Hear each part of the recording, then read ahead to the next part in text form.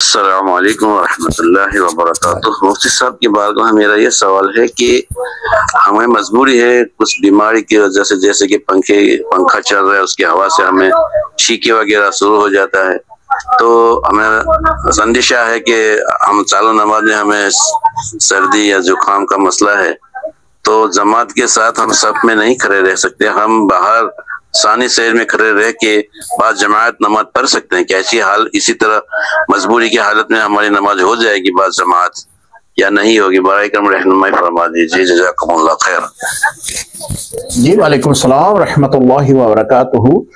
اگر جماعت امام صاحب جو ہیں وہ مسجد کے اندر ادا کروا رہے ہیں تو آپ صحن میں نماز پڑھیں گے ہوا سے بچتے ہوئے، تو آپ اور امام صاحب کے درمیان خلال واقعہ یعنی وقفہ بنا ہوا ہے، تو ایسی صورت میں آپ کی نماز نہیں ہوگی۔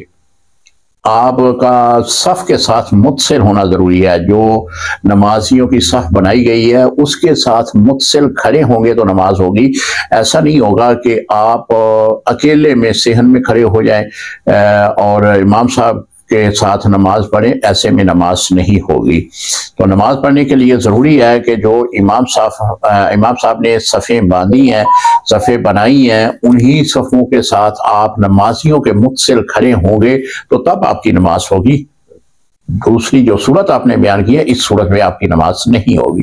السلام علیکم ورحمۃ اللہ وبرکاتہ۔